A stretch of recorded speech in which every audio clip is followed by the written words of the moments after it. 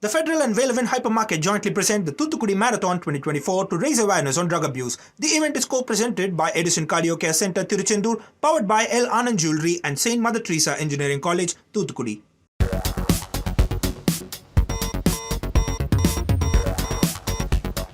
Hello and a warm welcome to Federal special program Capital Beat.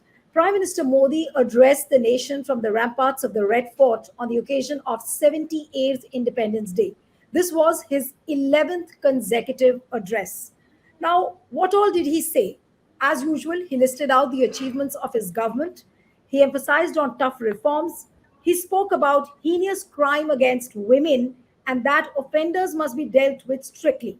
And apart from this, the other big pointers of today's speech were the fact that he said that the Uniform Civil Code, which exists in the present form, is communal and that now he wants to bring in a secular UCC. Now, many people have been making sharp remarks on this. In fact, Congress's Jairam Ramesh has tweeted saying that this is a direct insult to Baba Sahib Ambedkar. It's an insult to the Constitution. That's what is being talked about. Then the second point, which he emphasized on, was the one nation, one election. And then the big question now from today's speech, of course, is that did Modi's speech reflect the confidence of the previous years? Is he going to talk tough on reforms? Then he also spoke about corruption at length, and he said that he's going to act tough against the corrupt people. So, what are the big takeaways of Modi's speech? What was his body language? Did he look confident? So, all that we'll try and discuss. Joining me now is Professor Ajay Gudavarti from Jawaharlal Nehru University. Thank you so much, Ajay, for joining. We have Arun Agarwal, who is the Supreme Court lawyer. Thank you so much. He's also an activist. He joins us. Pushpraj Deshpande, who's the author of the book called Bharat Jodo Yatra. He works closely with the India Alliance as well. Thank you so much, Pushpraj, for joining. And I'll begin with Professor Ajay Gudavarti. That the big pointers of today's speech, according to you, what are the big takeaways given the fact that this was his first speech of his third tenure? Yes, Professor Gudavarti. Yeah, I think it did come as a surprise that Mr. Modi is going into his third term. And by that comparison, this was a very lackluster speech. There were no surprises. It was more of the same. This is the rhetoric and the campaigns and slogans that we have heard for last 10 years. The big question that one should ask is that what is the track record of some of these campaigns in the last 10 years? He repeated the question of Swachh Bharat, but I don't see any cleanliness happening anywhere. He talked about smart cities. So last 10-year record is one question, and going into a third term with no major agenda being announced, but more of the same, definitely makes one feel that Mr. Modi is not himself. His body language did not show that kind of confidence. And if you have noted, Neelu, he was struggling with his speech for the first time. He stopped many times abruptly. He was searching for words. So obviously he's not the confident self he is. As far as what he has announced, I think there are three major issues. UCC, I think, tops the list because, as you rightly pointed out, announcing on August 15th an agenda of UCC and calling this a communal constitution does mean that could be one of the issues that is right top on the agenda in the next maybe a few parliamentary sessions. They might try to push through. But the point is there is no draft of this UCC. What does this UCC involve? You have tribal areas, you have so many other issues involved with UCC that they have not even been succeeded in framing broad contours of what this UCC would be. And second, I think UCC is a non-issue for majority of people. When triple talaq came in for legislation, people made hue and cry. Except BJP spokesperson, nobody was hysterical about triple talaq. And some of the propped up Muslim spokespersons, propped up by BJP themselves, people at large, whether it was Hindus or Muslims, the triple talaq legislation almost went unnoticed. These are not issues that seem to matter.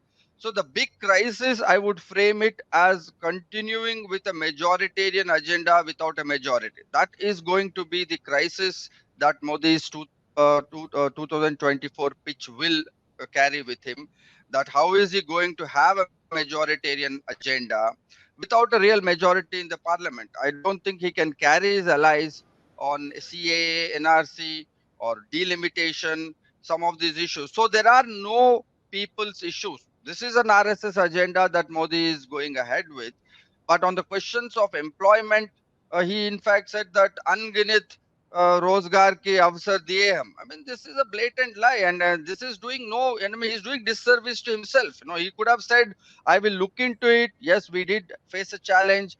Employment is a global challenge. In fact, you could have made a pitch of that kind, but to instead continue with this kind of a rhetoric to say that there is an unemployment is no issue.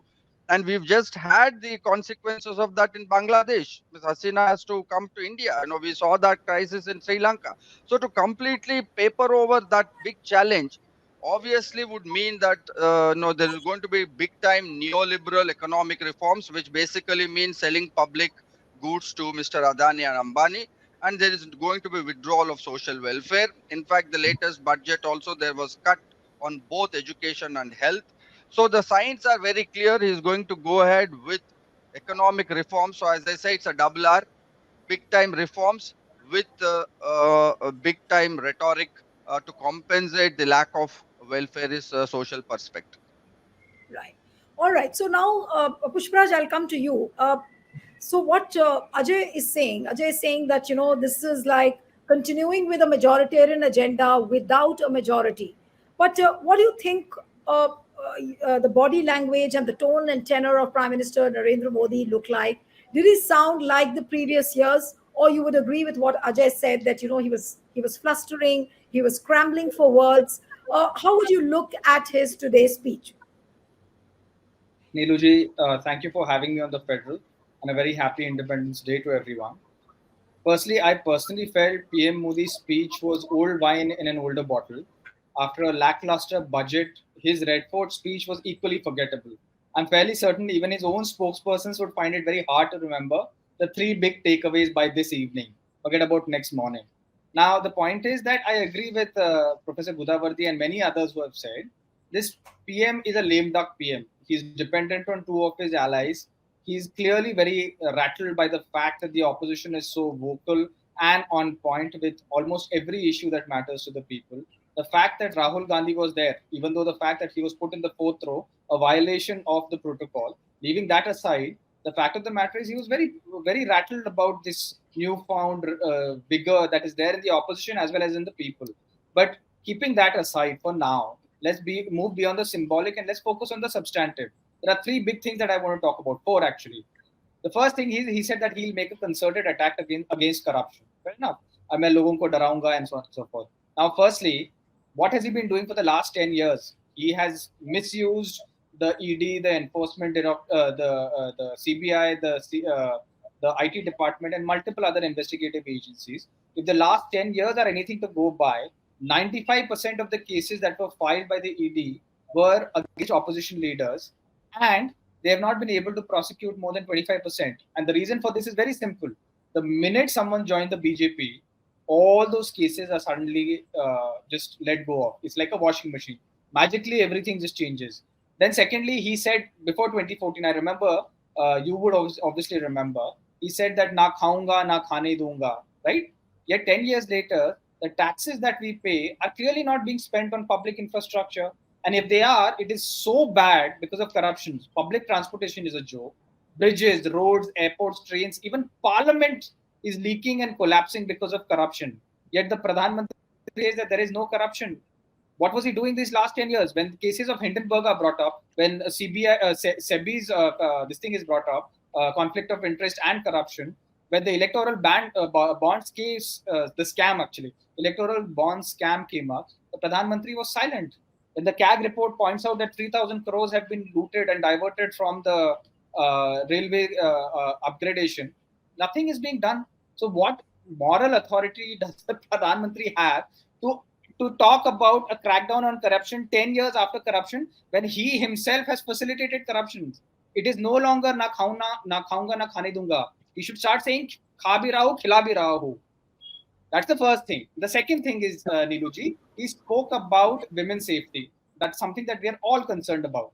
But we need to also address this issue structurally. and not view it from a partisan lens. And one of the reasons why men molest women with impunity, you know this, social media, lakhs of women are saying this, is because of the fact that Indian men, many of them objectify women. Now, isn't the BJP IT cell doing that when their IT cell is auctioning women, Muslim women, when Bilkis Banu's rapists are garlanded, when Asaram and Ram Rahim get bail one day before the parliament, before the Red Fort speech, when Brij Bhushan's son gets a ticket and he remains powerful in the IOC, when Sengar and Prajwal Remanda are defended, and when laws outlawing marital rape are passed, isn't the BJP defending and the Prime Minister objectifying women and creating this culture of impunity where men can objectify women? How are women going to be Nirbhaya? Either really anything? Are they actually Nirbhaya except in the letter? They're not really scared. I mean, women today are scared of every man, including all of us here. And this is because there is a structural problem here. As the second thing, the third thing, he talked about one nation, one election. Pray, please, let any BJP spokesperson answer this. How is the BJP going to have one nation, one election when they haven't conducted the census first in the 130 years? If you don't conduct the census, you can't conduct delimitation. When you can't do delimitation, then you can't do one nation, one election. So what is the BJP talking about? What is the Prime Minister talking about? He's just randomly picking out things from his hat and just throwing it at the public. The third thing, he talks about the Uniform Civil Code. First things first, this is a BJP's long-standing demand that is going on from 89, 96, 98, 2004, 2009, 2014, 2019. They have been talking about this for the last 30 plus years. Why don't they bring a bill for us for this to discuss? Stop making empty rhetoric. Now, first bring a bill, then we'll talk about it. And if you bring the bill in this secular Uniform Civil Code, and you know why he's doing this? He's doing this because he's scared that the Sikh community, that the entire Northeast, that the southern state, that the Muslim community, that the Christian community, that the Jain community, the Buddhist community are all going to suddenly take away support from the BJP. That's why he felt the need to say secular UCC. But nevertheless, let's move beyond that. If he really wants to do that, has the government started a consultative process with any of these communities, any of the state governments? No, because they have destroyed all institutions of federal governance. So where federal architecture hai nahi, where is the government going to actually have those consultations? So my point is, the larger point is, this government and this speech was so lackluster. It has absolutely no new vision for India to become either Viksit Bharat or Amrit Kal or New India. This is just a government biding its time, nothing else. And this speech is very clear evidence of that. Back to you, Neeluji. Right. So you were talking in context to UCC, and I'll come to Arunji now. That Arunji, the very fact that Prime Minister Modi chose to use the word secular for UCC. Now, can you look at the Uniform Civil Code from a secular and a communal angle? And that too, making a speech from the ramparts of the Red Fort. And as what Jairam Ramesh and several of the leaders have pointed out, that this is a direct insult to Baba Sahib Ambedkar and an insult to the Constitution. Do you also see it in the same way? No. You see, the first thing that he should remember that he is no more the tiger or the lion that he used to be. He is dependent on two of his supporters. So either he is a toothless tiger or a lion in winter. So either way, he doesn't have the support to get these bills through. And he also knows that that I am making these lofty speeches, I will not implement it. And those who know also, they also know that he will not be able to do it. Will Chandrababu Naidu and Nitish Kumar agree to these two reforms, which is patently supposed to be anti-Muslim? We are not going to, Hindus are not going to adopt the personal or whatever may be the good points in Muslim law.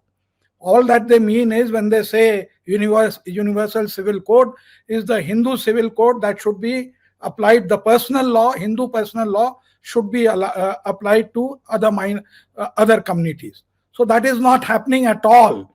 If he couldn't do it in the last 10 years, much less that he can do it in the next 5 years. So you can take it as one of those balloons in the air, bolna hai, so he said something. So it need not be taken seriously. He just doesn't have the numbers. He doesn't have the alliance partners with him. It cannot be implemented. Now let us come to the corruption part which he said. For him, corruption means only political corruption. The amount of there may be some political corruption, but you can't be spending all your resources on, say, 100 crore political corruption. What about the 25 lakh crores that were written off? 60% of it was corruption. You are not doing anything. You are not doing anything to recover that money. Take the case of latest case of Adani. Entire thing hinges on just one point: that does his brother Adani, Vinod Adani, did he invest from abroad in the shares of Adani Group? That will show that this entire thing is a big scam, because he could push up the prices by 20 times, 30 times, which he would not be able to do if the shares were generally distributed in the public. That he is not willing to investigate. So when he says that I will fight corruption, what he means is I will promote corruptions within the crony capitalism where it has to be promoted, and I'll go after my political opponents, be it Rahul Gandhi, be it Kejriwal, or be it any other person who opposes me. So that agenda will be on, and this time I will leave out Nitish Kumar and his party, as well as Chandrababu Naidu's party. So that also, and there is a lot of pushback on that front also, because the courts have started stirring, they have started giving bail, they have started questioning, because they also sense the wind that is blowing is not in his favor. The third thing, more important, was on his development. See, there is absolutely no solution to the economic problem that continues to persist from the last two terms. And that huge amount of either employment or whatever is not going away. On the other hand, what this government has done in the last 10 years is privatized all the social goods like education and health. The expenditures have been coming down steadily on these two sectors, and the private sector is charging huge amounts of money both in the education structure as well as in the medical sector, health sector, which is market related. And both of these things converge in one company which is known as Manipal. Manipal has got education as well as health, and the CEO of that company is one of the biggest bhakts. So all this is going on by lobbying that they want it privatized, so you privatize it. So we are where we are. We are not going to go any further. The only good thing is that he will not be able to divide society as much as he was doing in the past, because he is dependent on two other parties. Right. So the reality is before everyone to see. But Professor Ajay Gudawardi, did you feel from today's speech that Prime Minister continues to remain in a state of denial, in a state where there is a cavalier disregard for the mandate which he has got in 2024? He still feels that he's the Maharaja. He still feels that he's the Prime Minister of the previous years, the kind of mandate which he got. So does he continue to remain in the denial mode? And the things what he said in today's speech, कि भय का माहौल पैदा करना है, whether it is the offenders who are indulging in crime against women, or whether it is the corrupt people. The very idea what he said was to create fear in the minds of the people. So does it go to show that Prime Minister Modi is going to become more and more authoritarian in the coming years, or maybe in the next 5 years? Yes, Professor Gudawardi.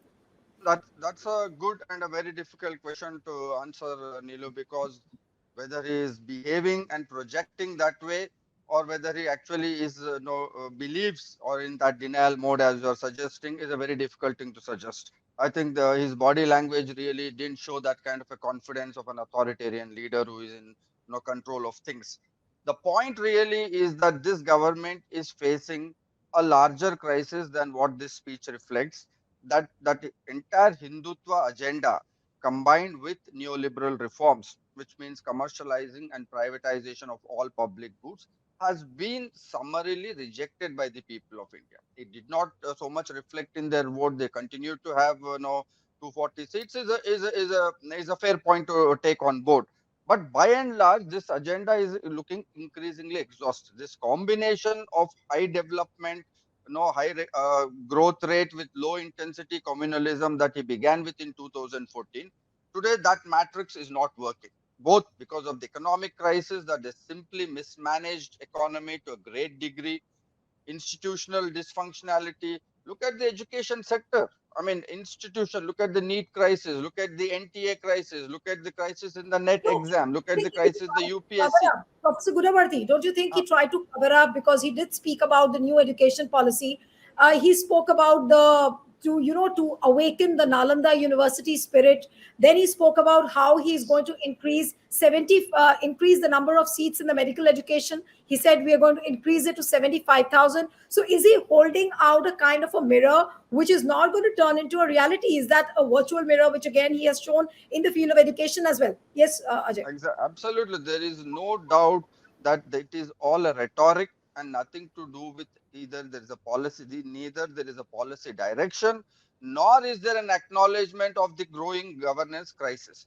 So then this governance has failed on all fronts. All governments face certain crises, definitely, and there are certain no positives. But this looks like a deep structural crisis from all angles. There is not one point where one can say, yes, this is a government. I mean, this is one good policy one can concede. Their cultural discourse did matter, at one point in terms of, as you're suggesting, Nalanda, Indic civilization, our old ancient civilization. Okay, that's a good thing. People might want to have that kind of a civilizational identification, Hindu consciousness. But all this runs in a matrix. Nothing is standalone. When you talk about Garv se kaho hum Hindu hai, that Hindu has to then compensate with an aspirational hope.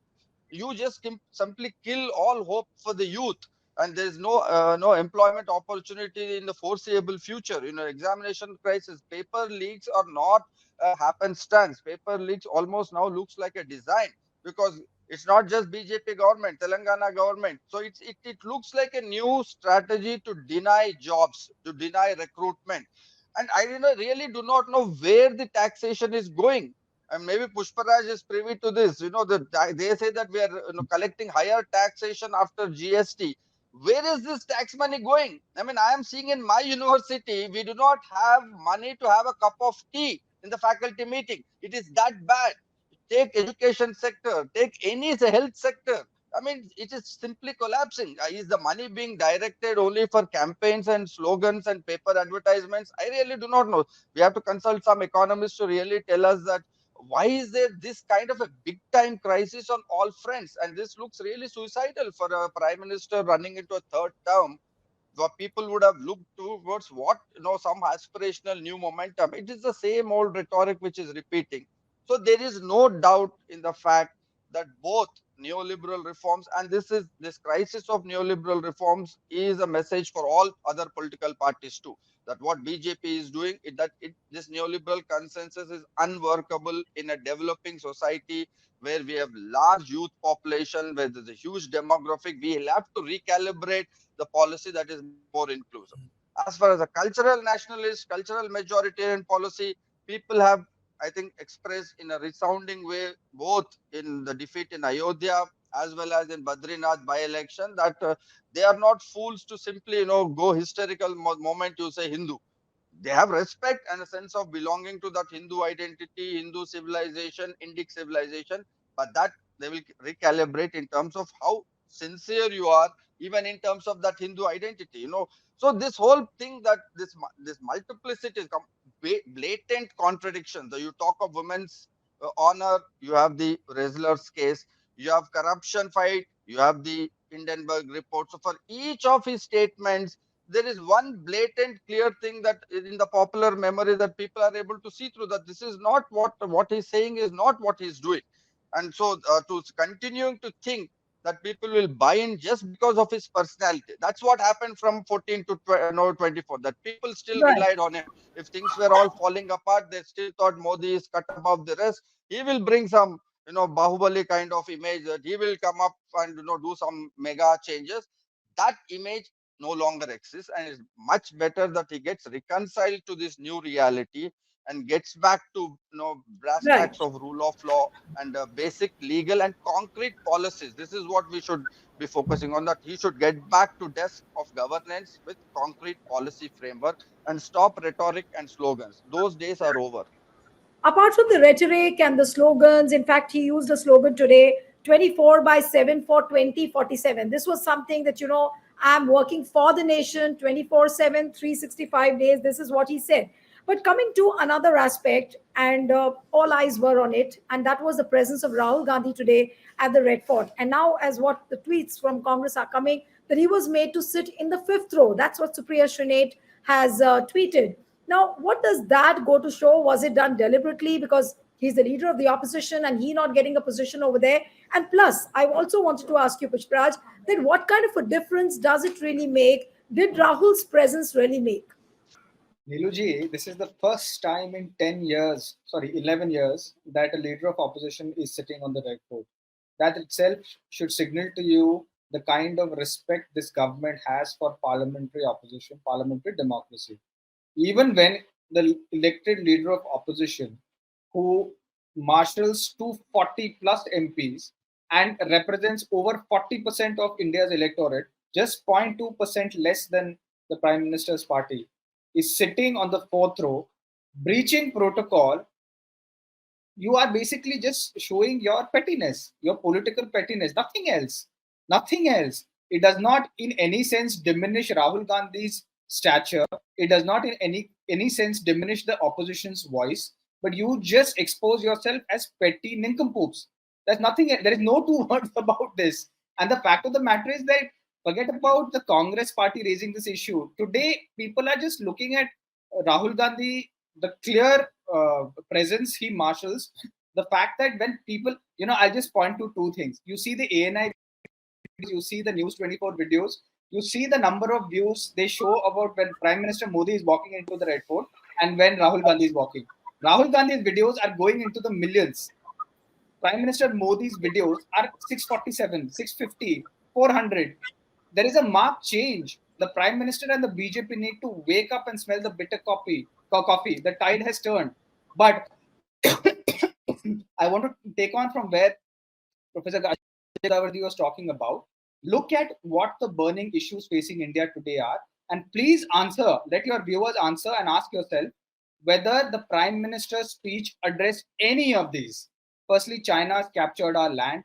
They're building permanent structures there. Our neighborhood, entire neighborhood, Pakistan, Nepal, Bhutan, Myanmar, Sri Lanka, every single neighborhood, Seychelles, Maldives, is burning or simmering and are moving closer to China. One of our border states, two of our border states are simmering, are in a state of semi-civil war. Nothing on national security. Did Pradhan Mantri Modi talk about national security? The first time in 15 years, terror attacks have risen in Jammu, Kashmir. And Jammu, not just Kashmir. This is unprecedented. Prime Minister Modi is completely mute on that. Economic issues. Unemployment is at a historic 50-year high. And the Prime Minister is the Finance Minister is prodding industries to hire 20,000 interns. Companies which have less than 1,000 people are going to hire 20,000 interns per year for the next 5 years. I mean, what la-la land is this Prime Minister and this government living in? Consumption, which contributes to 55% of our GDP, is at a 20-year low. And food inflation is over 15%, vegetable inflation. I mean, this is clearly impacting ordinary people. Prime Minister is completely mute on this. And the most important thing, India is a union of states. We keep forgetting this. And Prime Minister Modi and the BJP keep forgetting that this is a cooperative federalism. But look at what they've done in this budget. The 15th Finance Commission mandated that they need to devolve 42% of 38.5 lakh crores, which is what the tax revenues are this year, total tax revenues. You know how much they're devolving? Less than 30 lakh crores, 30% of this 38.5 lakh crores. And in this, what they're basically doing is crippling state governments from governing. They've reduced their share of funds in central sponsored schemes. They have cut off the extension of the GST. Plus, they are forcing the states to raise more debt, which is now at 19%. Basically, you're not allowing states to look after the roti kapda makan for people. And here you're talking about a new path, a new vision for India. What is this new path? Please explain this to me. No, but what I'm surprised from what you're saying, you've given out the facts, but the point is that he also spoke about the power of 140 crore today. He said that when India was fighting for freedom, at that point of time, the population of the country was 40 crore. And if 40 crore people can fight for the freedom, they can struggle for the freedom of the country, then 140 crore can do wonders to bring in a Viksit Bharat or to realize the dreams of Viksit Bharat. What would you say, I agree Arunji? with this. Briefly. Yes, Pushpraj, No, very I brief agree comment. with what you are saying. The entire country can do wonders if we collectively unite. Is this country being united by this prime minister? He can't even unite Right. his own party. Let him take a floor test of his party. But taking a cue from this particular phrase, the power of 140, Arunji, if I may ask you, that was Prime Minister confident because he knew that 140 crore people were with him, or you could read the underconfidence on Modi's face because of 240 seats? There is a difference. One, the power of 140 crore and the real picture of 240 seats in Parliament. Arunji, very briefly. Out of that 140 crores, 80 crores are being fed by another 30 crores. It is not that Mr. Modi is harvesting all the grains and giving it to the 80 crores who don't have enough to eat. So first of all, let him get his numbers right. Second problem with him is that he does not have a single person in that 140 crores who has got the talent to manage this economy. Every government, previous government, had somebody over there, whether it was Dr. Manmohan Singh, Chidambaram, or whatever. They were competent people. His RBI governor, his present finance minister, they don't have what it takes. I'll give you an example. In America, there is a lady who's 35 years old. She is Muslim. Leena Khan is her name. And she has been made the chief of the Federal Trade Bureau. So she's taken on all the monopolies and everything in the country, and she is now seen as an iconic figure by the knowledgeable as well as by the people for whose rights she has fought. Do you have one such outstanding minister in your entire this thing? See, Mamata Banerjee had a lot of financial problem. She got Dr. Mitra as a finance minister, who, in spite of the non-cooperation of the central government, computerized all the collections and all, and managed to increase the revenue and keep the state ticking. Even when he had ill health, he is still in an advisory capacity. Name a single person in this government who can, first of all, who is competent and whose advice the prime minister will listen to. See, the problem with the prime minister is this, that he thinks he knows it all because he lives in the company of all these industrialists who have their own solutions to give.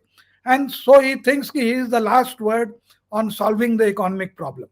He doesn't listen to anybody. And some stray man must have suggested that you do demonetization and these are the benefits, and he goes ahead with it.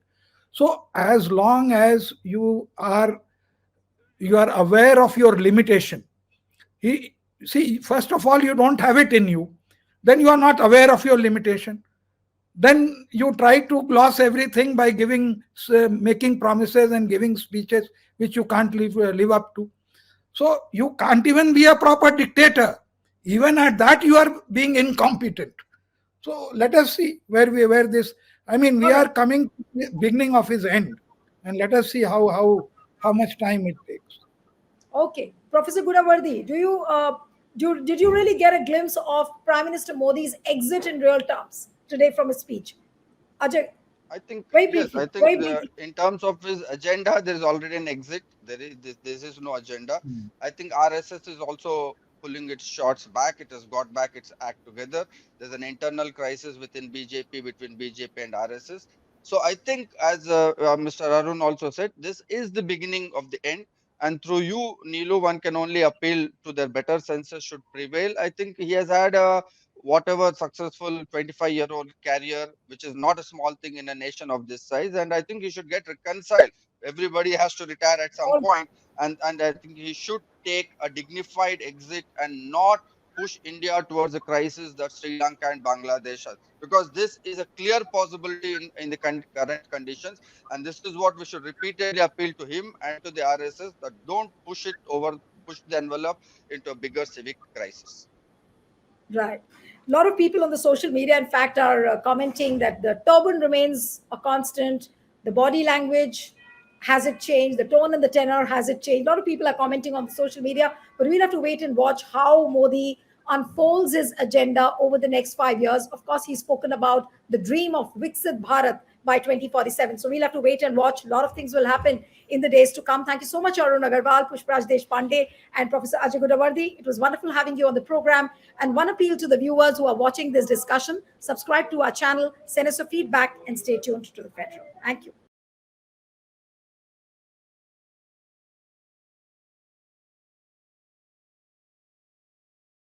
The Federal and Vale Event Hypermarket jointly present the Thoothukudi Marathon 2024 to raise awareness on drug abuse. The event is co-presented by Edison Cardio Care Center, Tiruchendur, powered by L. Anand Jewelry and Saint Mother Teresa Engineering College, Thoothukudi.